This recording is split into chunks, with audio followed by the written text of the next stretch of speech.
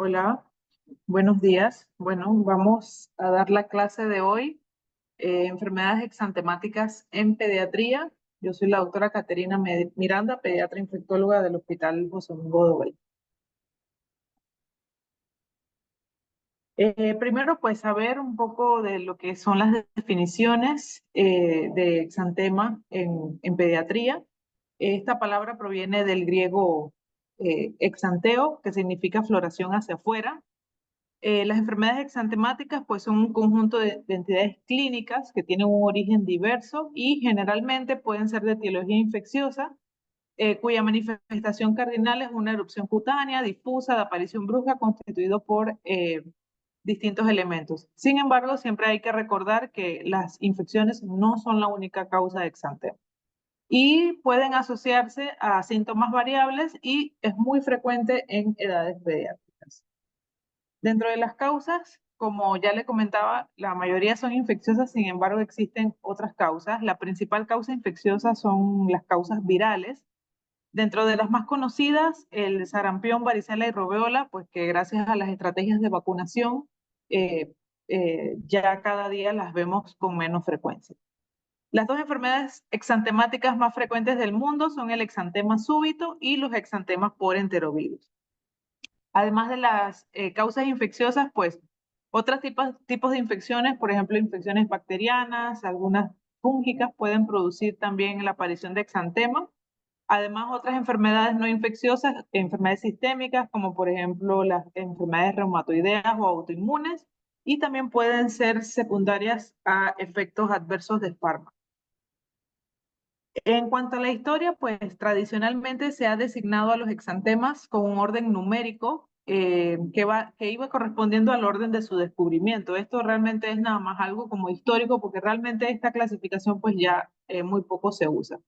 La primera enfermedad fue el sarampión, la segunda enfermedad la escarlatina, la tercera enfermedad rubiola o sarampión alemán, la cuarta enfermedad, el exantema producido por la toxina epidermolítica estafilocóxica, la quinta enfermedad, que era el eritema infeccioso, y la sexta enfermedad, el exantema súbito o la roceola infante.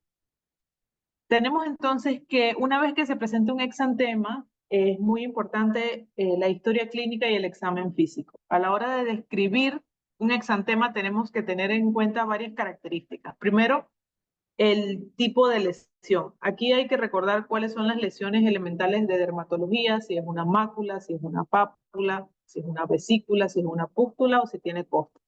El color, si es eritematosa o roja, si es tiene hipercromía, si tiene hipocromía, describir el color del exantema. La distribución es muy importante, si es centrípeta o centrífuga, si es cefalocaudal o si está localizada a un área específica. El patrón morfológico, aquí pues existen varios patrones, el morbiliforme, que creo que más adelante los vamos a ver. Es importante además pues recoger una historia clínica completa y los síntomas antecedentes y los síntomas acompañantes. Esto era lo que les comentaba, las lesiones primarias que vemos en dermatología. Las máculas realmente es una alteración en la pigmentación. La pápula tiene una pequeña elevación circunscrita sólida. La pústula, ya, la vesícula tiene menos de 1 centímetro y las ampollas tienen más de 1 centímetro. Ya tenemos el contenido, si es vesícula, es un contenido que puede ser líquido y ya cuando es blanquecino o amarillento, ya se considera entonces una pústula. Eh, tenemos entonces las lesiones secundarias, que pueden ser escaldaduras, erosiones, pueden ser la costra, las excoriaciones, las ulceraciones, fisuras, las cicatrices, el líquen y las atrofias. Entonces aquí tenemos unos ejemplos en fotografía pues, de lo que puede llegar a ser una mácula, la pápula que ya tiene elevación, un eritema que bueno, no se ve muy bien, es rojito, por eso es eritema, los abones, que la característica es que tienen una superficie, puede ser irregular y es una elevación. Lo podemos ver, por ejemplo, en picaduras de insectos o en el angioedema. Vesículas, pústulas, que varía en su contenido. Las ampollas, que ya tienen mayor diámetro. Petequias, que es importante, pues que no desaparecen a la digitopresión. Y las equimosas. Eh, Algo pues, de lo que les comentaba, el color, rosado, violáceo, pardo, púrpura. La distribución puede ser localizado, generalizado, asimétrico, centrípeto, que va del centro hacia afuera, centrífugo, que va de afuera hacia adentro, cefalocaudal, si respeta o no los pliegues, es importante, y también es importante saber si lo encontramos en las palmas y en las plantas de las manos. El patrón morfológico, como ya les comentaba, puede ser un patrón morbiliforme, que son aquellas pápulas o micropápulas que están muy pegadas unas de otras, las parecidas a la rubiola, que asemejan más bien como un encaje, que tienen en el centro, pueden tener áreas sin lesiones, rodeado entonces de áreas con lesiones que forman como si fuera el patrón de un encaje. La escarlatiriforme, que esta la característica es que las líneas de Pastia eh, en las partes flexoras de los cuerpos puede ser reticular, urticarial, que ya es cuando tiene abones, vesiculoso, ampuloso, purpúrico o polimorfo. En cuanto a los antecedentes, es importante saber la edad, si ha recibido vacunas previas, sobre todo si las vacunas fueron colocadas de forma cercana a la aparición del exantema, si ha tenido exantemáticas en el pasado, el ambiente epidemiológico, escolar, familiar, los contactos, si ha estado en contacto con alguna persona que tenga lesiones similares, la exposición ambiental, animales, si ha viajado a zonas de riesgo, los tratamientos farmacológicos y los antecedentes de alguna enfermedad sistémica. Síntomas acompañantes, pues realmente pueden ser bastante variados. Fiebre, síntomas respiratorios, síntomas digestivos, pruritos, si tiene o no asociado conjuntivitis, si las lesiones afectan las mucosas.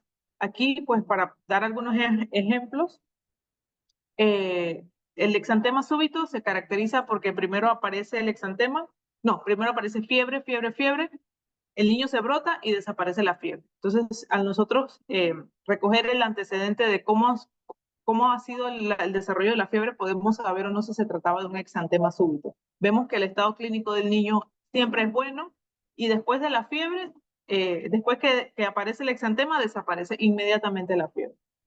Por ejemplo, síntomas respiratorios, sarampión, rubiola, generalmente se describe un cuadro inicial de una coriza, de una rinitis, que puede confundirse con cualquier cuadro gripal. Síntomas digestivos puede ser causado, por ejemplo, diarreas y un exantema, puede que estemos ante una infección por enterovirus, por ejemplo.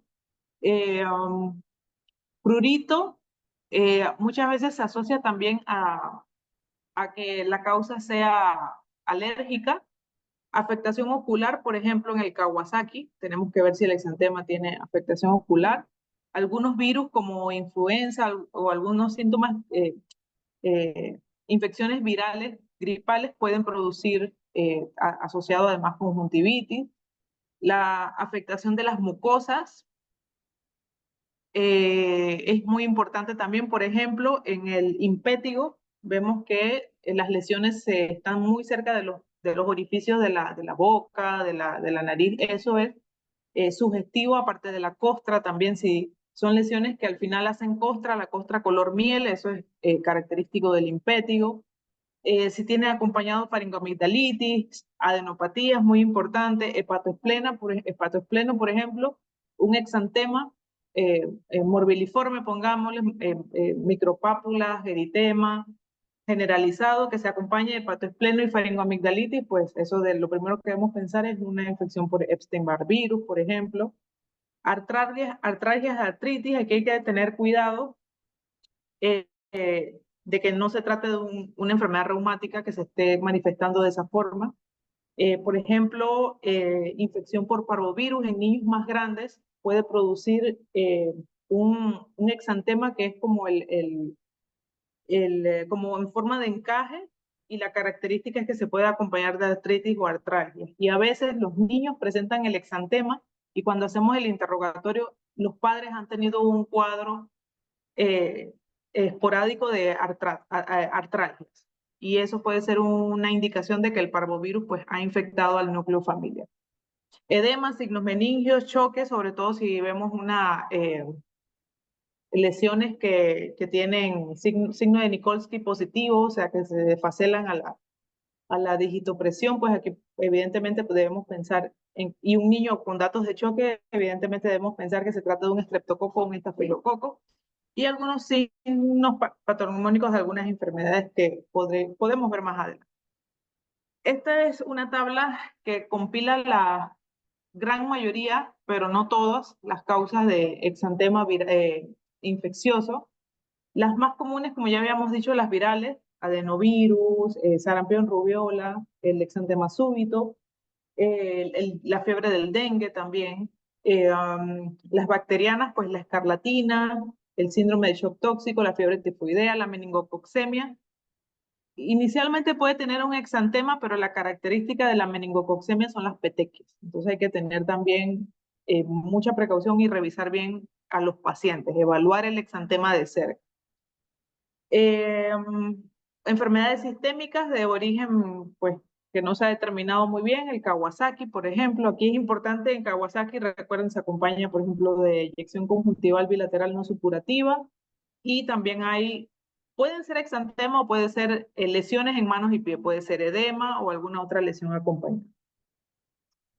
Y otras infecciones también como las infecciones por hongos, y algunas paravirales como la pitiriasis rosada, que ya es más que nada como una respuesta autoinmune, que el origen pues todavía no se ha determinado muy bien. Las lesiones pueden clasificarse además según el tipo de lesión que encontremos. Por ejemplo, si tenemos vesículas o ampollas, lo que se nos debe venir a la mente es familia del herpes, ya sea un herpes simple, una varicela zóster, o un Coxsackie, una enfermedad de mano, pie, boca. Por eso es importante hacer pues, el examen físico completo e integrar todos los síntomas que tiene el paciente. El petequial, como les comentaba, la meningococcemia, los enterovirus también pueden cursar con petequias, el dengue hemorrágico, la rickettsiosis, la endocarditis. Y las vasculitis también producen exantema, la púrpura de Schönlein-Henoch y algunas coagulopatías o trombocitopenias. Vamos a hablar entonces de algunas enfermedades. La varicela, gracias a la vacuna cada vez la vemos menos, por suerte. Ya no tenemos tantos brotes como se producía antes. Su distribución es universal, es bastante contagiosa en individuos susceptibles, con una tasa de ataque secundario entre el 60 al 90%, y se previene con la vacuna. Es causada por el virus de la familia de herpes virus. Su morbilidad y mortalidad es significativa, causando desde cuadros leves hasta formas severas y puede llegar a causar la muerte. Puede complicarse con una infección secundaria, sepsis, encefalitis, meningitis, neumonía. La terapia antiviral, pues la que nosotros contamos aquí es el aciclovir y valaciclovir, y inmunoglobulina específica para profilaxis pasiva posexposición en casos seleccionados. La transmisión pues es a través de las secreciones respiratorias y por contacto directo con las lesiones, periodo de incubación de 10 a 21 días, y se clasifica como una enfermedad exantemática febril aguda. La característica de la varicela es que transita por todas las lesiones primarias de dermatología. Una mácula que se convierte en pápula, que se convierte en vesícula, que pasa a pústula y después hace una costra. Esa es la característica de la varicela. Y otra característica es que vamos a encontrar diferentes estadios de las lesiones al mismo tiempo. Podemos encontrar máculas con pústulas y algunas que ya estén en costras y así.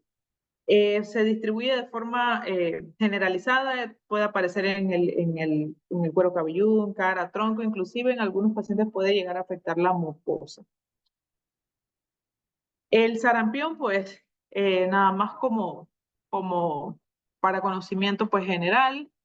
Lo podemos ver en brotes en casos exportados. Recordemos que ahorita tenemos un gran problema a nivel mundial con los antivacunas y gracias a ellos pues este virus ha empezado a circular nuevamente y también pues nosotros con las migraciones de personas a través de los países pues pueden llevar consigo estas infecciones. Se adquiere por la vía respiratoria o contacto pues con aerosoles de gotitas grandes del virus suspendido que puede permanecer hasta 1 hora en el aire. Y el periodo infeccioso es 3 días antes de que aparezca el exantema y 4 a 6 días después del inicio.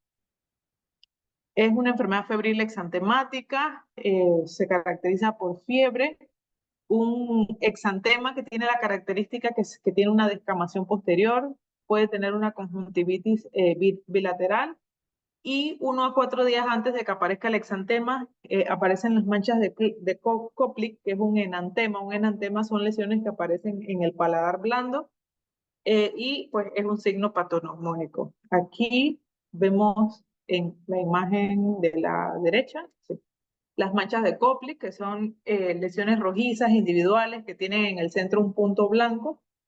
Puede ser en la cara interna de las mejillas, en los premolares, y a veces se extienden pues hasta los labios, paladar duro y encía.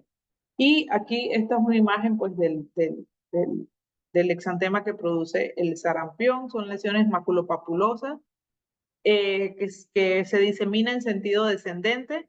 Inicia, pues puede iniciar en la cara y extenderse tronco y extremidades. Palmas y plantas las afecta en un 50%, es confluente en la cara y en la parte superior del tronco. Entonces, aquí pues podemos, si hacemos un hemograma, podemos encontrarnos con una linfopenia, neutropenia. El diagnóstico se hace por serología y se debe aislar el virus en sangre. Es por esta razón que hacemos los protocolos de exantema, para captar casos que se detecten de sarampión. Las complicaciones, pues puede producir neumonía, croup, traqueitis, diarreas y vómitos que pueden llevar a la deshidratación. Puede presentarse como un sarampión grave y la complicación crónica que puede producir es la panencefalitis esclerosante subaguda. La rubiola, todavía menos frecuente que el sarampión en nuestros tiempos, es un virus ARN del Togaviridae. La transmisión pues también es a través de gotitas y importante la transmisión vertical. Hay que tener precaución cuando las madres han sido vacunadas en el periodo de inicio de la gestación y no saben que están embarazadas y se vacunan, pues teóricamente al ser un virus vivo puede producir infección en el producto y nacer con rubiola congénita. Entonces, aquí pues también va a tener una fase prodrómica de fiebre. La característica es que también presenta ganglios suboccipitales y retroauriculares. El exantema es inespecífico, desaparece en la cara y se extiende por todo el cuerpo y dura más o menos 3 días el exantema y a diferencia del sarampión, la rubiola no se descama. Y también podemos tener lo que son las manchas de Forsheimer que se parecen a las de Koplik, solo que estas son hemorragias petequiales en el paladar blanco. Las otras eran como pústulas, rodeadas por un halo rojo, estas son petequias. Y el exantema pues puede ser realmente inespecífico, no tiene una característica propia. El diagnóstico igual se hace por serología y las complicaciones de la rubiola postnatal no suelen comprometer la vida. Los niños con síndrome de rubiola congénito pues sí pueden tener malformaciones cardíacas. Esto era lo que les comentaba. Puede producir aborto espontáneo en las embarazadas, muerte perinatal, prematuridad, bajo peso. Puede tener alteraciones transitorias como una púrpura victericia o causar sordera neurosensorial, defectos del sistema nervioso central y cardiopatía congénita. Y pues se ha descrito también que en el síndrome de rubiola congénito, posteriormente estos niños pueden desarrollar diabetes. En cuanto a la parotiditis, pues este virus afecta directamente las glándulas salivales, puede afectar el sistema nervioso central, el páncreas, los testículos. y en menor medida el tiroides, ovarios, corazón, riñones, hígado. Se transmite por vía respiratoria, se encuentra en la saliva hasta 7 días después del inicio de la tumefacción parotidia. También se conoce como paperas. Existe un periodo prodrómico de 1 a 2 días con síntomas generales como fiebre, anorexia, cefalea, vómitos. En 70-80% de los casos es bilateral. Las glándulas van aumentando de tamaño progresivamente y los síntomas resuelven en más o menos 10 días. 30% de las personas pueden llegar a ser asintomáticas. Así es como se ve una papera. Cada vez también lo vemos de forma menos frecuente, por suerte. Pero puede tener algunas complicaciones como meningitis aséptica, la orquitis, que puede posteriormente llevar a trastornos de la fertilidad si no se maneja adecuadamente, oforitis, que es la inflamación de los ovarios, pero con menos frecuencia. Sordera, que es la complicación más importante, generalmente unilateral y permanente. Puede producir además inflamación, como ya les comentaba, pancreatitis, afectación cardíaca, artritis y tiroiditis. El diagnóstico, pues, importante la epidemiología, leucopenia y linfocitosis, y el diagnóstico se puede hacer a través de serología, cultivo viral o PCR. La escarlatina es un exantema que es de origen bacteriano, producido por las exotoxinas eritrogénicas de A, B o C del estreptococo beta hemolítico del grupo A. Ocurre con más frecuencia entre niños entre 4 a 10 años y generalmente puede iniciar la infección en la faringe y raramente en la piel o heridas quirúrgicas. Tiene un periodo prodrómico de una faringoamigdalitis aguda febril. Luego de 24 a 48 horas va a aparecer un exantema escarlatiniforme, eritrodérmico, que se inicia en la cara, el tronco con progresión descendente, es micropapuloso, confluente, al tacto es rugoso, parece como la piel de lija, se conoce, aspecto eritrodérmico, o sea, es bastante rubicundo. El color muy característico, rojo escarlata, por eso el nombre, que cuando se hace digitopresión, pues blanquea y está más acentuado en los pliegues y las flexuras, que se conoce como el signo de Pastia, y en la cara respeta el triángulo nasolabial, que se conoce como el signo de Filatou.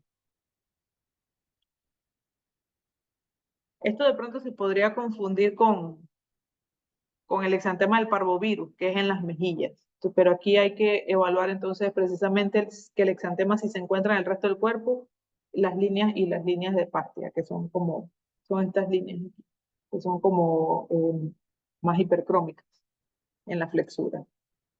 Puede producir un enantema petequial en el paladar y la lengua en frambuesa, debido a la dilatación de las papilas. Al final se descama una descamación furfurácea, es decir, así como escamas pequeñitas en tronco y las palmas y las manos, palmas y plantas de los pies. Y pues actualmente, debido al tratamiento antibiótico, pues ha disminuido su incidencia. La megaloeritrodermia es causada por el parvovirus B19 en niños en edad escolar, contagioso, 5 días antes del exantema y tiene un periodo de incubación entre 4 a 28 días. Puede transmitirse por vía placentaria y se asocia a muerte fetal intrauterina. Estos niños pueden nacer con hidrops fetal o con pancitopenia severa. La evolución es benigna en los niños no neonatos. La evolución es benigna, tiene una repercusión clínica mínima, raramente las complicaciones, como les comentaba, artritis, artralgias y aplasia en inmunosuprimidos. El exantema es eritematoso, que es la primera manifestación.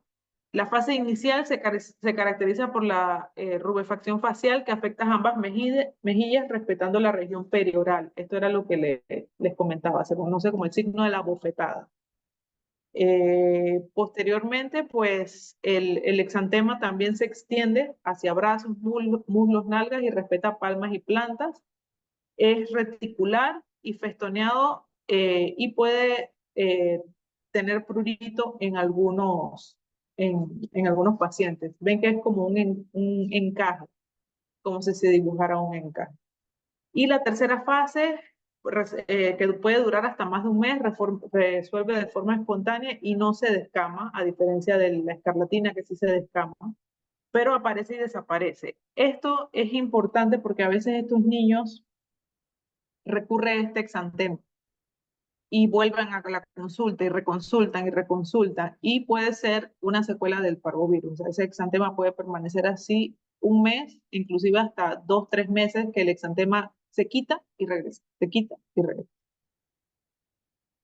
El exantema súbito es bastante frecuente, causado por el presvirus 6 y 7, mayor frecuente el presvirus 6, como ya les comentaba, pues estos son niños que aparecen 3, 4 días de fiebre, aparece el exantema y desaparece la fiebre. Y el exantema dura de 1 a 2 días y no deja descamación. El exantema puede ser variable. Generalmente el niño siempre conserva un buen estado general, no necesita antibióticos. Generalmente esto ocasiona más ansiedad en los padres, más que nada. Pero realmente la afectación y las complicaciones no se han descrito. La mononucleosis infecciosa causada por Epstein-Barr virus es un exantema maculopapuloso, aunque no todos los casos presentan el exantema. La característica es que estos niños se les da porque hacen una faringoamigdalitis, amoxicilina, y el exantema empeora o aparece. Entonces, estos son los niños que son mal llamados alérgicos a la penicilina en muchas ocasiones. Estos niños, importante del Epstein-Barr, la gran toma del estado general que tienen, causa mucha como sensación de debilidad, de cansancio, y ese síntoma puede durar varios días. La faringoamigdalitis membranosa, con adenopatías, y lo que les comentaba, la hepatoesplenomegalia. Aquí hay que tener precaución porque el vaso puede llegar a tener un gran tamaño, entonces hay que dar las recomendaciones de evitar los deportes de contacto o cualquier, pues, debido al crecimiento del vaso que puede ocasionar lesión del vaso, una rotura esplénica. En el hemograma vamos a encontrar linfocitosis a expensa de linfocitosis mononuclear con linfocitos atípicos. Así que es importante solicitar un prótesis de sangre periférica. Y el Kawasaki es otro tipo de exantema, es una vasculitis multisistémica de etiología que realmente todavía no se ha descrito, aunque se sugiere que puede ser postinfecciosa. De hecho, cuando tuvimos el PIMS con el coronavirus, el COVID-19, pues realmente reavivó las teorías de que el principal agente sospechoso de causar un Kawasaki, que es una respuesta inmunitaria, eran los virus tipo coronavirus. Y con la pandemia, pues realmente esta teoría creció un poquito más y se hizo un poco más fuerte. Sin embargo, todavía no hay nada determinante. Se ha relacionado a infecciones, como ya les comentaba, a fármacos, a agentes medioambientales y de carácter étnico, se ve más hacia los países asiáticos. Generalmente niños menores de 5 años, que era la diferencia con el COVID, que eran ya, el PIM se presentaba en etapas más de niños más grandes, inclusive adolescentes, raza asiática y las islas del Pacífico. Y la mayor incidencia entre los 1 y 2 años. El exantema del Kawasaki afecta tronco, extremidades, es más acentuado en el área perianal. Esto es bien importante. Cuando ustedes revisan el área del pañal de estos niños, el eritema allí es importante, ¿verdad? Esa es una característica del exantema del Kawasaki, que es más intenso en el área del pañal. Es polimorfo, de morfología, puede tener inclusive vesículas o ampollas. Importante en estos niños también revisar el área de la cicatriz de la BCG, porque se describe un enrojecimiento del sitio de punción donde se colocó la BCG. Es una característica que a veces también se busca. Aquí estos niños pues persisten febriles, más de 5 días del fiebre, y no se encuentra un foco evidente. Va a haber una inyección conjuntival vulvar bilateral sin exudado, linfadenopatía cervical, que por lo general se describe que puede ser única, unilateral, cambios en los labios, ya sean grietas, puede ser que los labios estén como edematizados, puede ser que inclusive tengan algún tipo de lesiones, la lengua en fresa, eritema y edema de manos y pies, lo que les comentaba, y luego de que pasa la fase aguda, hay una descamación periungueal y de las palmas y plantas de las manos. Y pues el exantema no tiene una característica específica, y solamente los datos que uno va buscando, el área del pañal, el área de la BCG y los síntomas acompañantes. El Kawasaki incompleto, a veces es difícil hacer el diagnóstico, sobre todo si no se ve como con frecuencia, puede ser que se nos escape. El tratamiento, inmunoglobulina intravenosa y ácido acetilsalicílico. Y la complicación, los aneurismas coronarios. Un ecocardiograma normal no descarta que sea un Kawasaki. De hecho, lo que hace es que decir que no ha tenido la complicación. El síndrome de piel escaldada era el que les comentaba, que es causado por la toxina exfoliante de algunas cepas de Staph aureus. Afecta sobre todo niños menores de 5 años. Este es un paciente que viene con fiebre, irritabilidad, un exantema eritrodérmico doloroso que inicia en la cara, axilas, ingles, se generaliza, puede tener signo de Nikolsky, que es la desfacelación al contacto, edema facial, las costras, respeta las mucosas, lo que nos lo diferencia un poco de lo que podría ser, por ejemplo, un impétigo ovuloso. Este sería un diagnóstico diferencial de este tipo de lesiones.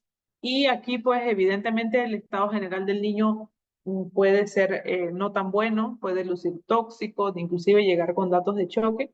Aquí es muy importante el tratamiento antibiótico para evitar las complicaciones.